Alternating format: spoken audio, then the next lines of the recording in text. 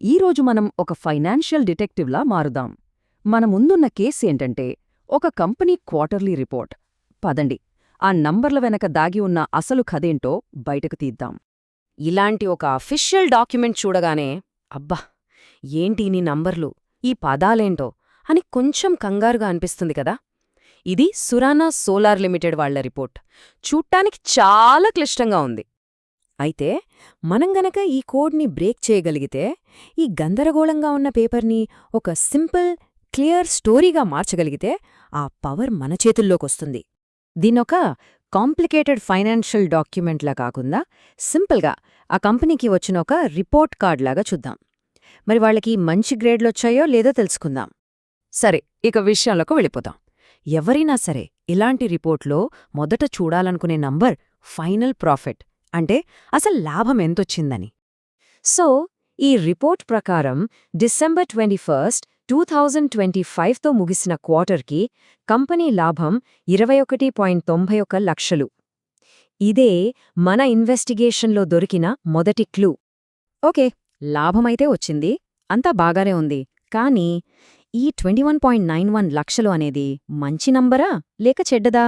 ఒక్క నంబర్ని చూసి ఏదీ చెప్పలేం. దానికి కొంచెం కాంటెక్స్ట్ కావాలి. ఇక్కడ చూస్తే పోయిన సంవత్సరం ఇదే టైంతో పోలిస్తే లాభం పెరిగింది, అది మంచి విషయమే. కానీ దానికి ముందు క్వార్టర్ అంటే Q2 2025తో పోలిస్తే మాత్రం ప్రాఫిట్ సగానికి పడిపోయింది. 54 లక్షల నుండి కాస్త 21 లక్షలకొచ్చేసింది. మరి ఎందుకిలా జరిగింది? ఈ మిస్టరీని ఛేదించాలంటే మనం ఇంకా లోపలికి వెళ్ళాలి. ఇప్పుడు ఒక డిటెక్టివ్లాగా రివర్స్లో వెళ్దాం. అసలు కంపెనీ ఈ 21.91 లక్షల లాభం దగ్గరికి ఎలా వచ్చిందో స్టెప్ బై స్టెప్ చూద్దాం. ఏ వ్యాపారానికైనా లాభం అనేది ఒక సింపుల్ ఈక్వేషన్. లోపలికి వచ్చిన డబ్బు అంటే ఆదాయం నుండి బయటికి వెళ్లిన డబ్బును అంటే ఖర్చులను తీసేయాలి. ఈ క్వార్టర్లో వాళ్లు సంపాదించిన దానికంటే తక్కువే ఖర్చు చేశారు, అందుకే వాళ్లకు లాభం వచ్చింది. మరి వాళ్ల ఖర్చుల సంగతేంటి? ఆ డబ్బెక్కడికి పోయింది?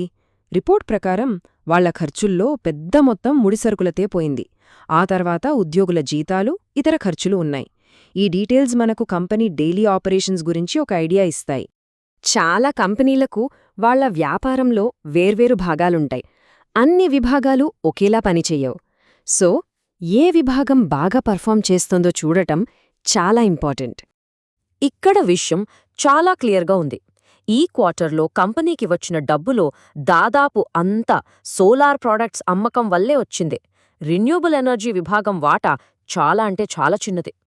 ఓకే, సోలార్ ప్రాడక్ట్స్ నుండి బాగా డబ్బులొచ్చాయి, బావుంది. కానీ ఆ వచ్చిన రెవెన్యూ అంతా ప్రాఫిట్గా మారిందా? ఇది మనం అడగాల్సిన మరో ముఖ్యమైన ప్రశ్న. ఇక్కడ మనకు ఒక ఇంట్రెస్టింగ్ క్లూ దొరికింది చూడండి. 2 విభాగాలు కలిపి మొత్తం 30.94 లక్షల లాభం సంపాదించాయి. కానీ పన్నులు కట్టకముందు కంపెనీ మొత్తం లాభం కేవలం 28.89 లక్షలే. అంటే మధ్యలో కొంత డబ్బు మాయమైందనమాట. అదే మన నెక్స్ట్ మిస్టరీ. ఆ లాభంలో తేడా ఎందుకొచ్చిందంటే ఈ కేటాయించలేని ఖర్చుల వల్ల. అంటే ఇవి కంపెనీ మొత్తానికి అయ్యే ఖర్చులు, కానీ ఏ ఒక్క విభాగానికి ప్రత్యేకంగా కేటాయించలేనివి. హెడ్ ఆఫీస్ ఖర్చులు, మార్కెటింగ్ ఖర్చులు లాంటివి అన్నమాట. ఇప్పటిదాకా మనం నంబర్ల వెనకున్న కథేంటో అర్థం చేసుకున్నాం. ఇప్పుడు ఆ నంబర్లను మనం ఎంతవరకు నమ్మొచ్చో చెక్ చెయ్యాల్సిన టైమొచ్చింది. మరి నంబర్లన్నీ కరెక్టేనని మనం ఎలా నమ్మాలి? అందుకోసమే ప్రతి రిపోర్ట్తో పాటు ఆడిటర్స్ ఇచ్చే ఒక లెటర్ ఉంటుంది. ఇది ఒక థర్డ్ పార్టీ చెకింగ్ లాంటిది. ఇక్కడ మనం ఒక చాలా ముఖ్యమైన విషయం గమనించాలి. ఆడిటర్లు ఏం చెప్తున్నారంటే ఇది పూర్తి ఆడిట్ కాదు, కేవలం ఒక సమీక్ష మాత్రమే అని. చాలామంది ఈ చిన్న తేడాను పట్టించుకోరు. సింపుల్గా చెప్పాలంటే ఇది పూర్తి డీటెయిల్డ్ బాడీ చెకప్ కాదు, కేవలం ఒక బేసిక్ హెల్త్ చెకప్ లాంటిది.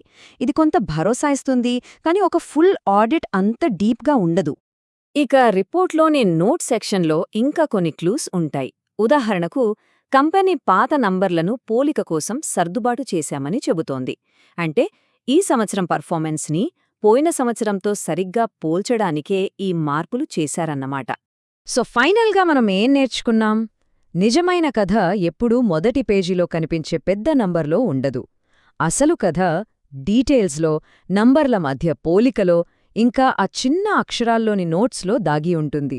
ఇప్పుడు ఈ ఆధారాలన్నీ మనం ముందున్నాయి కదా, మరి వీటన్నిటినీ చూశాక ఈ క్వార్టర్లో కంపెనీ ఆరోగ్యం గురించి ఈ రిపోర్ట్ కార్డ్ ఏం చెప్తున్నట్టు? దీనికి సమాధానం ఎవరి పరిశీలనలో వాళ్లకి దొరుకుతుంది.